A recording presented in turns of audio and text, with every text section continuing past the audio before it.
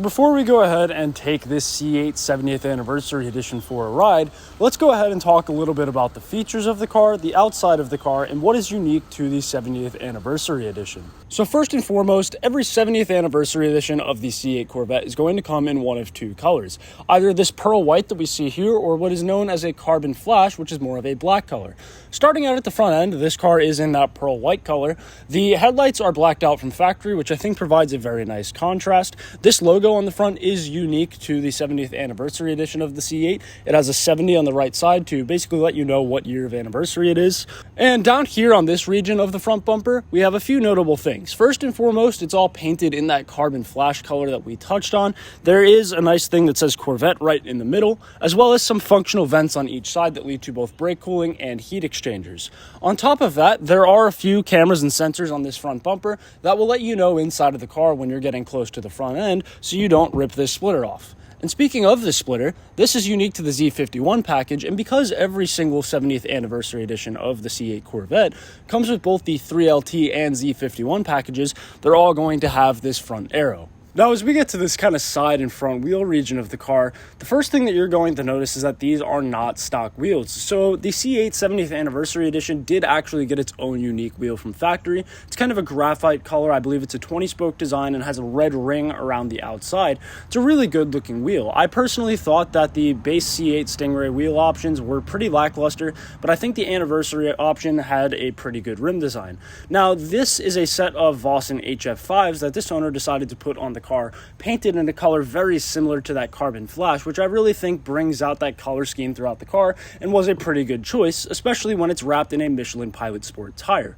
Now, more importantly, onto this brake area, we have the same brake rotors that you would get with the Z51 package, as well as these upgraded Brembo Z51 calipers. Now, the only thing that's unique here to the 70th Anniversary Edition is that they do come painted in this red color, which I think adds a nice tasteful accent to the white and black that we have everywhere else on the car.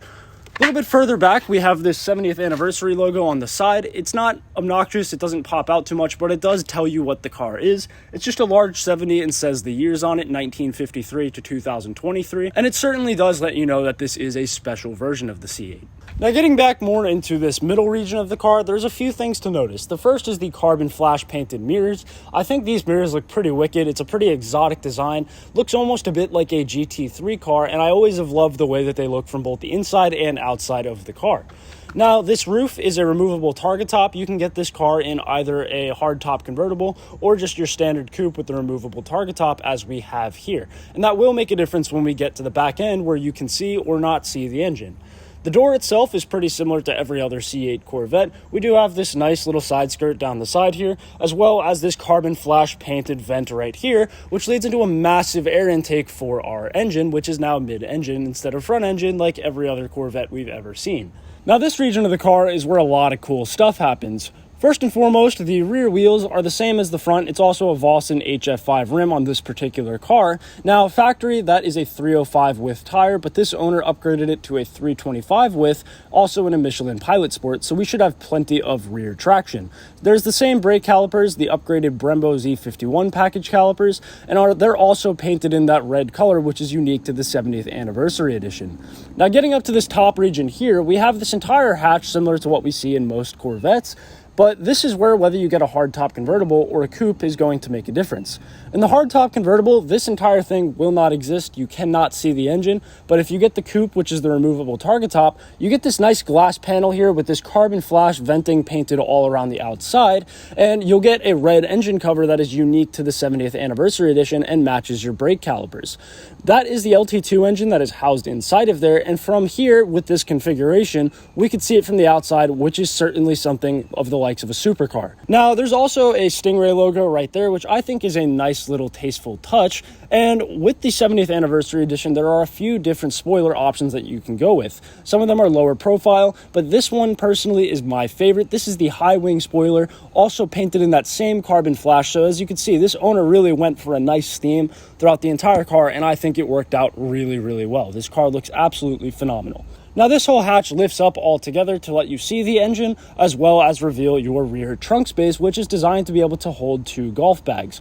Now, I've noticed that when you do put things back there, they do get really hot from the heat that is coming off of the engine, but overall, it's a lot of storage, and it is a cool feature to be able to see that engine. And now, finishing up at the back of the car, we're just proving a point here that the C8 Corvette does not have a single bad angle, at least not spec'd like this.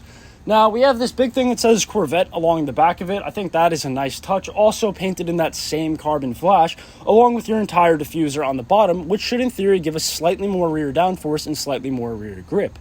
This carbon flash theme continues pretty much everywhere and is even integrated into your blacked out headlights. There's a quad tip exhaust with 2 tips on each side. They're separated, and they have that nice square tip that is unique to this generation.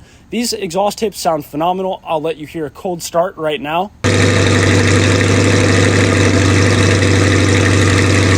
So yes, you can certainly hear this thing from a long ways off. And lastly, there's just this little bit of additional venting, also painted in carbon flash right there. So overall, the car is very well connected, and the entire thing is a nice theme that flows throughout the entire car and is very, very tastefully done in my opinion. So you may notice I review a lot of Corvettes on this channel, and for the most part, I usually just kind of gloss over the interior because up until this point, they've always been very basic. But as we step into the interior of the C8, we can see that they absolutely knocked this out of the park. And this interior is actually quite unique to the 70th anniversary edition. This nice suede material that is wrapped in pretty much everything, and especially the steering wheel, is unique to the 70th anniversary edition, especially on the steering wheel that's normally in a bit more of a leather material. It's the same steering wheel design as your normal C8 Corvette, and the actual interior structural part is also the same. There's nothing different about how the interior is shaped, where everything is laid out. It's just the material that it is covered in. Now, you don't get a whole lot of customization as far as the interior is concerned with the 70th anniversary edition. All of this color scheming is pretty unique to this car and isn't really very manipulatable, but the seats are the one thing that are. These are the GT2 seats. You can get the GT3 competition seats, which are apparently able to hold you in a lot tighter. There's much larger bolstering, but this owner thought that that might be a little bit uncomfortable, so went with these GT2 seats instead. Most notably, when you make that change, the colors on the seats will be inverted. The entire color scheming and pattern on the seat will be flipped around. So that's pretty much the only notable difference about this particular car, but even these seats are absolutely phenomenal. They get a ton of adjustability. You can move the bolsters back and forth. This carbon backing looks nice, and the headrest looks absolutely phenomenal. There's the red stitching that carries with that 70th anniversary package all the way throughout this interior and just really ties everything together in a super tasteful way. Now, as for the actual interior, you do get these Bose speakers with the 3LT package. The passenger side doesn't have much to report on. This is a very driver-focused car. As we get more to this end, you can see the steering wheel is that same unique shape. It feels a little bit strange in your hands because it does kind of open them up like this when you're in that 9 and 3 position. But other than that, the paddles feel really nice. It's a nice metal material. Nothing feels cheap about it. The gauge cluster is all digital, and it actually can be customized and changed based on the mode that you're in, which is selected right here on this center console. All of your buttons in this row down here. I know this has a lot of mixed feelings, but after using the car for a while, you do get kind of used to it. For the past few days that I've been driving this around, I would say it's pretty intuitive once you get the feel of it, but it is definitely a little odd at first. You have this large screen here in the middle, which is your entire infotainment system. I think they did a really good job with that. It's very intuitive, not much to it.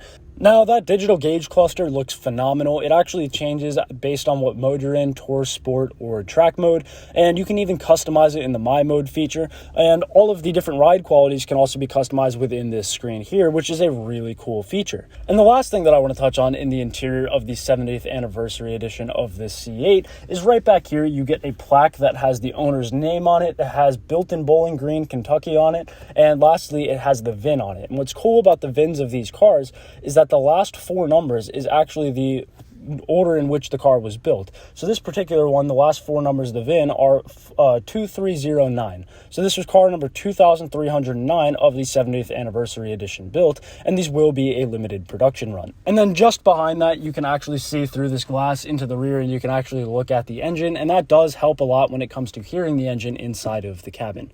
But with all that being said, enough of me talking. Let's go take this thing for a drive. Now, getting a little bit into the powertrain of the C8 Corvette, sitting behind me in a mid-engine format, which is unique to the C8 generation, is the LT2 naturally aspirated 6.2-liter pushrod V8 that makes 495 horsepower and 470 foot-pounds of torque. And while this might not sound like anything insane, because it puts it down so well in this mid-engine format, it feels like it has so much more than that. It's near impossible to get the rear wheels to break loose, and that could be because this car has 325 rear wheels opposed to 305s, but either way, the car feels extremely planted and it handles its power very well.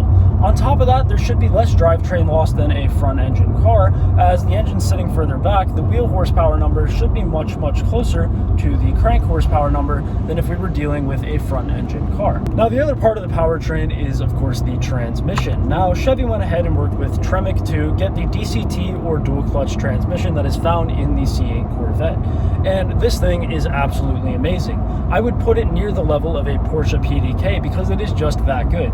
It's lightning quick, the paddles have a nice satisfying click to them, and there's no lag in the response time. The shifts are instantaneous, they make a nice sound, and this transmission is, in my opinion, one of the biggest contributing factors to the driving experience of this car. You can put it in the automatic mode, and in that scenario, like a PDK, it works very well. It never does anything weird, and it's never in the wrong gear. It seems to always know where to be.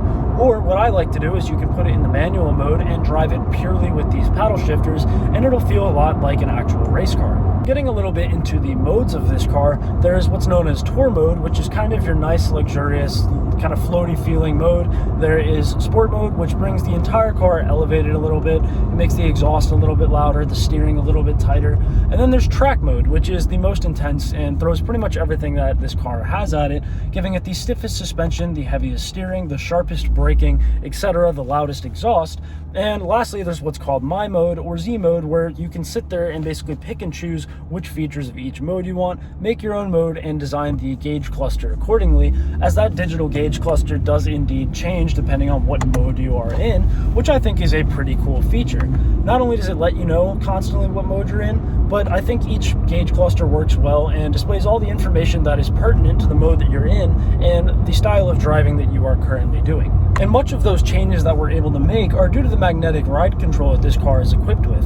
And that is an option, and if you are thinking or on the fence of it, I personally think that it is an absolute game changer. It's pretty amazing to feel the suspension go from being like a cloud and feeling like I'm sitting in the likes of a Cadillac CTS to putting it into track mode and instantaneously feeling like I'm in a Spec Miata or some other race prepped car. This is all achieved through those dampers, changing that damping coefficient accordingly based on what you as a driver are requesting and commanding it to do. And this all just works as a closed loop PID system to give you the best response possible. The truth is, regardless of what mode you put this in, and regardless of what the exhaust, the suspension, etc. are doing, this car is on the level of a supercar. It's undeniable. The performance of it in every single way, the powertrain, the engine, the transmission, the sound, the handling, all of it is on par with a supercar, and I do think that this car places firmly into that territory. Now, in a straight line, this car is phenomenal. A 2.90 to 60, which is certainly not a lie. It is unbelievable just how well it puts the power down and how much speed it has when it comes to straight line acceleration.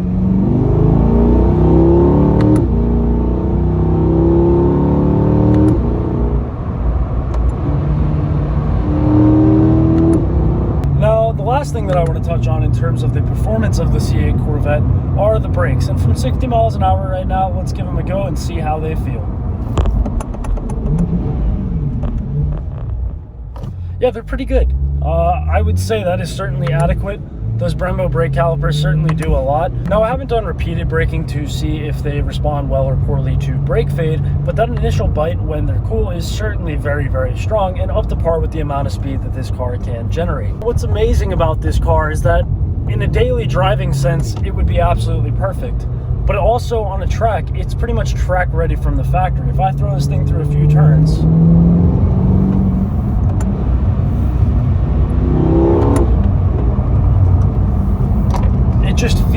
it feels right at home. All in all, this is an incredible car. I mean, it really does it all. This can be a daily driver, it can be just a nice luxury sports car, it can be a track car, it can do pretty much whatever you want it to be. It's completely livable, it has supercar performance, it looks like a supercar, it sounds like a supercar. All in all, big thumbs up from me on the C8 Corvette. The 70th anniversary edition is a really nice and special package that I think will also hold its value better than a base C8 over time. I am super impressed. I'm shocked that I'm sitting in a Corvette right now, and I absolutely love this car.